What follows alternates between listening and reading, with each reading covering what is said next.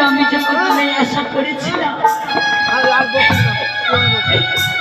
নবীন বয়সে মা আমার গিয়েছিল চন্দ্রনগরে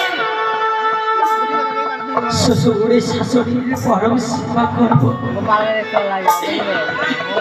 স্বামী দেবতারই আমি অত যত্ন করে সেবা করবো প্রত্যেকের নারীদের জীবনে হয় একই আসে একই সুখের দিন শুধু স্বামীকে বাবাকে ধরে দিন করে বলো ঠাকুর তোমাকে কতদিনে পাবো আমি ফিরে তা জানি না জীবনের উঠিলে মশক